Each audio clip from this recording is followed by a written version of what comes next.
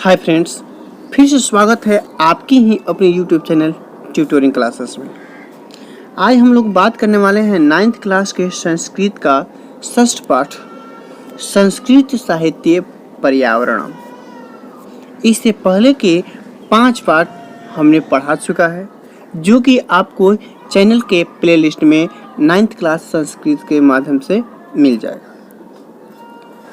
अगर आप सभी विषयों के फ्री पीडीएफ नोट्स चाहते हैं तो आप हमारे चैनल के टेलीग्राम से जुड़ सकते हैं। उसका लिंक हमने डिस्क्रिप्शन बॉक्स में दे रखा। साथ ही अगर आप इस चैनल पे पहली बार हैं तो एक छोटी सी रिक्वेस्ट है, प्लीज़ आप चैनल को सब्सक्राइब करके बेल आइकन को दबा दीजिए, जिससे कि हर वीडियो का नोटिफिकेशन आपको मिलता रहे। तो आइए शुरू करते हैं हम लोग संस्कृत साहित्य पर्यावरण। अर्थात ये जो पर्यावरण शब्द है, पर्यावरण, ये 2 शब्दों से मिलके बना। ध्यान से समझिएगा, ये 2 शब्द से मिलके बना है, एक परि और एक आवरण। जहां परि का अर्थ होता है चारों तरफ और आवरण का अर्थ हुआ वातावरण या ढका हुआ। इस हिसाब से हमें एक अर्थ निकल के आया कि पर्यावरण का अर्थ हुआ हमारे चारों ओर का वातावरण, जिसे हम लोग पर्यावरण कहते हैं। तो पर्यावरण का महत्व तो हम लोग पहले से जानते हैं। आज हम लोग संस्कृत साहित्य में पर्यावरण का क्या महत्व है उसके बारे में जानेंगे। तो आइए शुरू करते हैं आज के इस क्लास को। आधुना वैज्ञानिके युगे यदा प्रकृति असंतुलिता जाता तदा पर्यावरणस्य चर्चा भवति। वर्तमान युग में जब प्रकृति असंतुलित हो जाती है तदा यानी तब पर्यावरण की चर्चा होती है।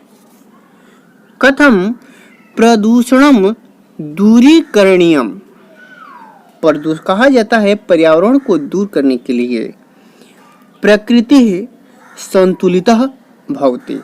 पर्यावरण को माने प्रदूषण को दूर करने से पर्यावरण संतुलित हो जाती है। पशु पक्षी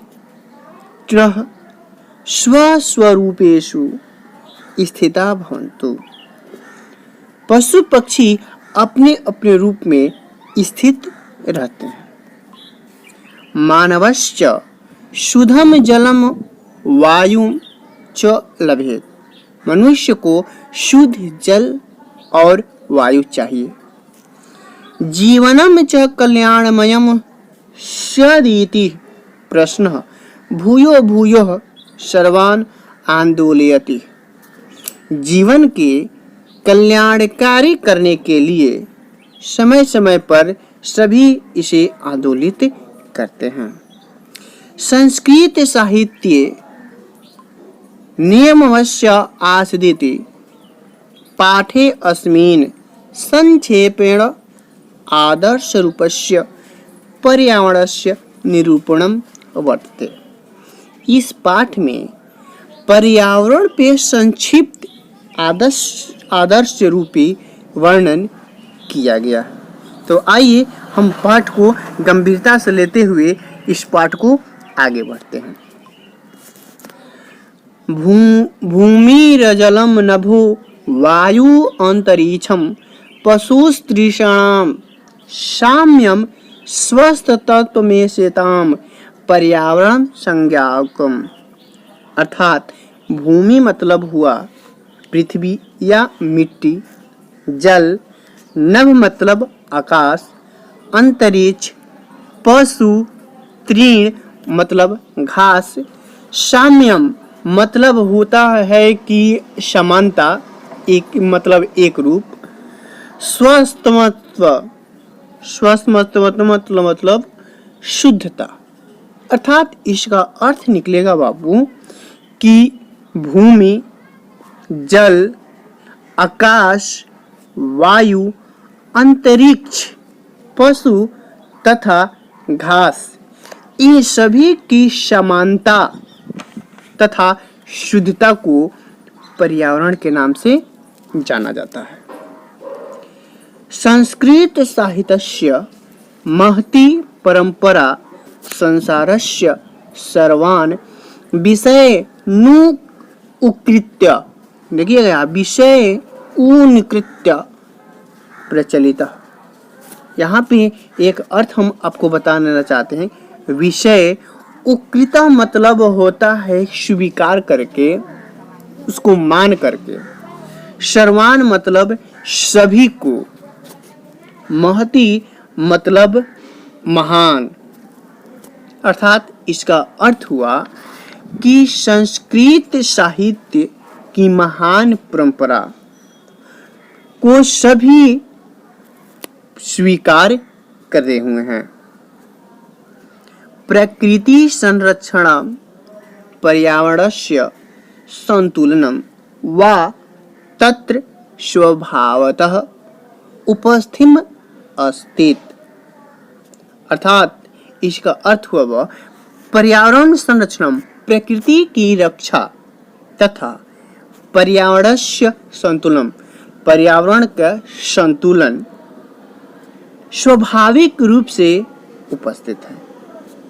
वैदिक काले प्राकृतिक उपकरणानि देवरूपाणि प्रकल्पितना अभवन्। अर्थात वैदिक युग में प्राकृतिक उपकरण को देवतुल्य माना जाता है। पर्जन्यो वेदे इत्यम अश्युते। पर्जन्यो मतलब होता है बहु मेघ। वेदों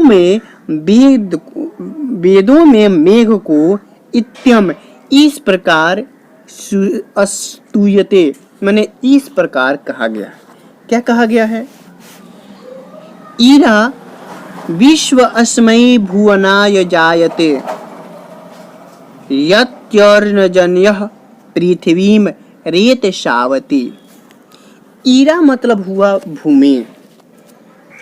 विश्व अस्मै मतलब विश्व के लिए। भुवनाय, भुवनाय मतलब होता है कल्याणकारी। जायते मतलब होता है जन्मता है। यत मतलब जो। पर्यजन्य मतलब अभी हमने बताया कि पर्यजन्य मतलब क्या होता है? मेघ। रेत शावती मतलब जल द्वारा सिंचती है। अर्थात इसका अर्थ हुआ मेघ जो है वो मेघ और पृथ्वी जो है पृथ्वी की जन कल्याण के लिए आवश्यक है। ये दोनों को ये इससे फायदा है और इसी के चलते जीवन चलता है। मेघः पृथ्वी जलेन रक्षति तदा सर्वेभ्यः अन्नं भवति। मेघ पृथ्वी को जल से रक्षित करता है यानी सिंचता है, तभी सर्वेभ्यः अन्नं भवति, सभी के लिए अन्न होता है। एवमेव इसी प्रकार ये वनस्पतयः फलायुक्ता अफला वा पुष्पवन्तः अपुष्पा वा सर्वे अपि ते मानवान् रक्षन्तु पापानि अर्थात मलानि दूरीकुर्वन्तु। अर्थात इसी प्रकार ये मतलब क्या? मेघ। इसी प्रकार मेघ वनस्पति फलायुक्त माने फल से युक्त, अफला मतलब जिसमें फल नहीं लगता है, वा उसमें भी पुष्पवन्तः फूल आ जाते हैं, अपुष्पा वा सर्वे अपि और जो अपुष्प है उसमें फूल आकर के क्या लग जाता है? फल लग जाता है। वा सर्वेवपि ते मानवान् रक्षन्तु, जो मानवों की रक्षा करते हैं। पापानि अर्थात मलानि दूरी करवन्तु, दोषों को दूर करते हैं, पापों को यानी मलिनता को दूर करते हैं। याः फलिनी या अफला अपुष्पायाश्च पुष्पपिणी बृहस्पति प्रस्तुस्तास्ता नो मुञ्चन्त वन्हंसः। अर्थात या फलिनी माने फलिनी मतलब बहुत सारा फल उसमें लगा हुआ है। अफला मतलब फल से रहित, जिसमें फल नहीं है। पुष्पिणी माने फूलों से भरा हुआ। प्रस्तुस्तात मतलब हुआ बृहस्पति द्वारा। नो मतलब नहीं। मुंचंत मतलब यहाँ पे देखिए, मुनंच मतलब मुक्त। अनहसा मतलब होता है दोष। अनहसा मतलब दोष। अर्थात इसका अर्थ हुआ जो फलों से परिपूर्ण है या फूलों से रहित है, वो बृहस्पति द्वारा उन सभी पापों से हमारी रक्षा करें और हमारे दोषों को दूर करें। यानी इसको कहने का मतलब ये हुआ बाबू कि जो पेड़ पौधे फल फूलों से लदे हुए हैं, जिनमें फल नहीं है, वो भी बारिश से क्या हो जाते हैं, लगता है। और बृहस्पति किसे कहा है? देवगुरु बृहस्पति और असुर गुरु शुक्राचार्य। तो देवगुरु होने के नाते बृहस्पति से प्रार्थना किया जा रहा है कि इन सभी से हमारी दोषों को दूर करें, यानी सभी में फल लगा दें और फूल लगा दें। अत्र औषधयो देव्यः अश्वेयन्ते। यहाँ पे देवों द्वारा औषधियों के बारे में सुना जाता है। क्या सुना जाता है? संस्कृत काव्येषु प्रकृति वर्णनम आवश्यकम विद्यते। यानी संस्कृत काव्य में प्रकृति का वर्णन आवश्यक रूप से मिलता है। कथ्यते कहा जाता है यत् कि ऋतु सागरः नदी सूर्योदयः संध्या चंद्रोदयः सरोवरः उद्यानम वनम इत्यादीनि उपादानि अवश्यम वर्णनीयानि भवन्ति महाकाव्ये। अर्थात कहा जाता है कि ऋतु में सागर, नदी, सूर्य, संध्या मतलब होता है शाम, चंद्रोदय, सरोवर, उद्यान माने बगीचा, वन मतलब वन, ये सभी के सभी महाकाव्यों में निश्चित रूप से इनका वर्णन मिलता है। वाल्मीकि सरोवर श्रेष्ठम पंपा वर्णयति। यानी वाल्मीकि जी के सरोवर जो श्रेष्ठ है पंपा, उस सरोवर का क्या नाम है? पंपा सरोवर का वर्णन है। देखिए उसका वर्णन किस प्रकार है। नाना द्रुम लता किरणम शीतवारी निधिम शुभाम पद्म सौगंधित कैस्ताम्रम शुक्लाम कुमुद मंडल है। नाना मतलब हुआ बहु विभिन्न प्रकार के, और द्रुम मतलब हुआ कि मतलब द्रुम लता मतलब पौधों और लता, द्रुम मतलब हुआ पौधा और लता मतलब लता से भरा हुआ। शीत मतलब क्या हुआ? शीतल। वारी मतलब हुआ जल। निधि मतलब अधिक मात्रा में। शुभाम मतलब हुआ अति सुंदर, शोभनीय। पद्मासना मतलब कमल, कमल का आसन, तो पद्म मतलब कमल। सौगंधित मतलब सुगंधित। शुक्लाम मतलब श्वेत। और कुमुद एक प्रकार का क्या है? फूल ही है।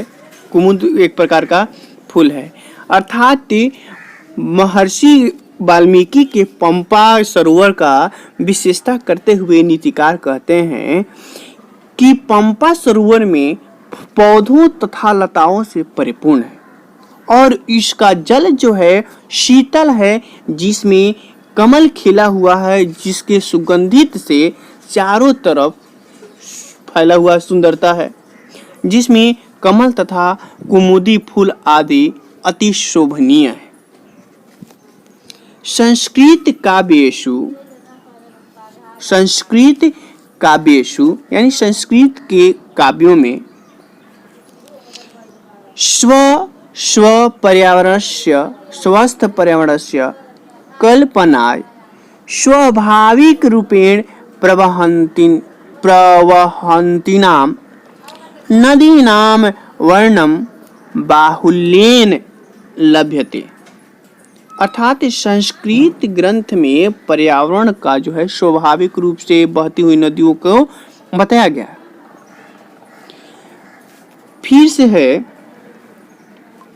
जलप्लावनस्य मतलब बाढ़, वर्णनम तु विरलमेव मतलब होता है बाई चांस कहने का मतलब हुआ कि कभी कभार बाढ़ का जो है जो कभी कभार भी चर्चा मिलता है।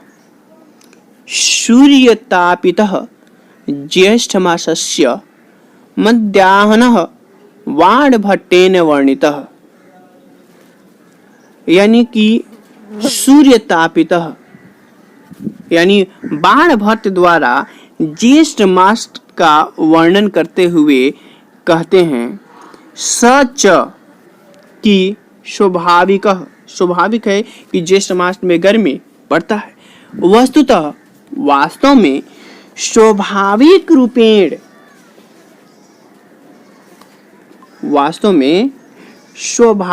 रूपेण प्रवर्तमानानां ऋतूनां वर्णेन पर्यावरणं प्रति कवीनाम् आस्था दृश्यते। वास्तव में ऋतुओं के वर्णन से पर्यावरण के प्रति कवियों के आस्था का पता चलता है। ग्रीष्मात्पेन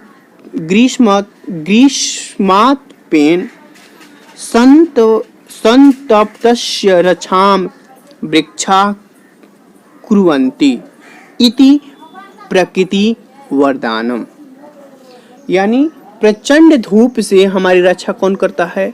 वृक्ष करते हैं। वास्तव में प्रकृति के रूप में ये वरदान है। अतएव इसलिए मार्गेषु वृक्षारोपणम पुण्यमिति प्रतिपादितम, मार्गों में वृक्ष रोपण पुण्य बताया गया है। फलवंतो वृक्षासु परोपकारिणः इति कथ्यते नीतिकारः, नीतिकार द्वारा फलदार वृक्ष लगाने से पुण्य की प्राप्ति होती है, ये उपकारी होते हैं, ऐसा नीतिकार का कहना है। ऐसा क्यों कहते हैं? स्वयं न खादन्ति फलानि वृक्षा स्वयं न वारिणि पिबन्ति नदः, वृक्ष जो होते हैं स्वयं अपना फल नहीं खाते हैं तथा नदियां स्वयं अपना जल नहीं पीती हैं, इसलिए ये पुण्य का काम नीतिकार ने कहा है। नरा मने लोग, नरा मने लोग, कन्याश्च मतलब कन्या यानी लड़की, वृक्षान प्रति ममताशिला इति शकुंतला तले नाटके वर्ण्यते, माने लोग लड़कियों और वृक्षों के प्रति ममतामयी होते हैं। ममतामयी होने का मतलब उनके प्रति उत्तरदायी होते हैं। ऐसा वर्णन किसमें मिलता है? शकुंतला नाटक में मिलता है। अब शकुंतला नाटक नाम क्यों पड़ा? शकुंतला वृक्षान जलेन तापित्वा स्वयं जलम पीबती। जो शकुंतला जी थे वो फल वृक्षों को सींचने के उपरांत ही मतलब उसके बाद ही जल पीती थी। पातुम न प्रथमम व्यवस्थि जलम युष्माश्वपितेषु। अर्थात पातुम माने पीने के लिए, प्रथमम माने सबसे पहले, व्यवस्थित मतलब की कोशिश करता है, व्यवस्थित माने कोशिश करता है, युष्मासु, युष्मासु मतलब तुम सब, अस्मत् पद के आगे चलेगा ये, या मतलब कि इस प्रकार। अर्थात इसके कहने का अर्थ हुआ कि जो माने जरूरतमंद हैं, मतलब कि क्या है, जो प्यासे हैं उनको पानी पिलाने के बाद अपना पानी पीते हैं, वो निश्चय ही क्या है, महान है। यानी कहने का मतलब कि एक भजन में सुने होते हैं, जब प्यासे को पानी पिलाया नहीं, बाद अमृत पिलाने से क्या फायदा। यानी कि कहने का मतलब ये हुआ कि जरूरतमंद लोगों को पानी पिलाने के बाद स्वयं पानी पीता है, वो निश्चय ही महान होता है। किम च भटिः शरद काले जलाशयेषु कमलानां तदवर्तीनां भ्रमणानां च वर्णनं करोति।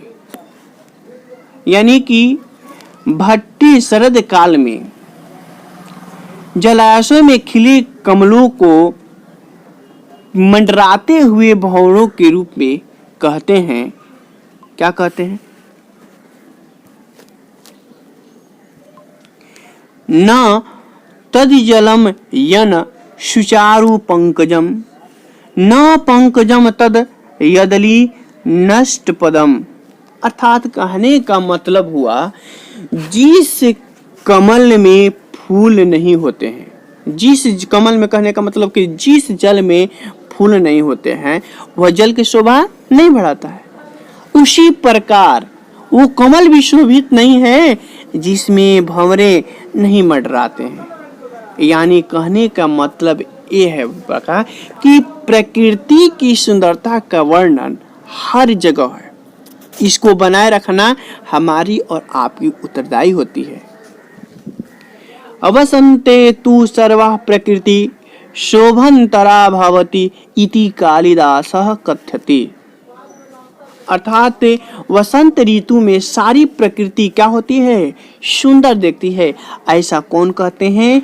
कालिदास कहते हैं कि द्रुमा माने पौधा, द्रुमः सुपुष्पः सलिलम सपदम सर्वप्रिय चारुचरम वसंते। अर्थात कालिदास जी कहते हैं कि वसंत ऋतु में सारी प्रकृति खिल जाती है। वसंत काल में पेड़ पौधे जो होते हैं वो क्या होते हैं, फूलों से युक्त हो जाते हैं।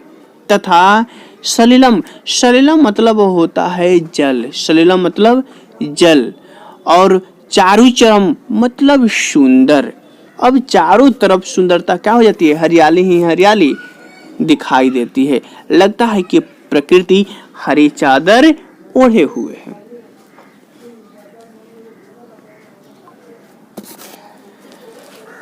कालिदास पशूनां स्वाभाविक स्थिति निरूपणमेव करोति। कालिदास है जो है पशुओं में स्वाभाविक स्थिति का निरूपण करते हुए कहते हैं, गाहंतानाम महिषा निपान सलिलम श्रृंगैर्य मोहस्तंडितम छाया बुद्ध कंदकम मृगकूलम रोमंथाभ्यासस्तु। अर्थात कहने का मतलब ये हुआ बाबू कि पशु जो होते हैं अपने आप से क्या होते हैं, उनके बारे में कालिदास जी कहते हैं कि गाहंताम, गहनता मतलब उसमें है क्या कहते हैं, जो डुबकी लगा देता है, मतलब उसी में गोता लगाते हुए रहता है। महिषा मतलब होता है भैंस। निपान सलिलम, निपान सलिलम, निपान मतलब होता है तालाब, सलिलम मतलब होता है जल।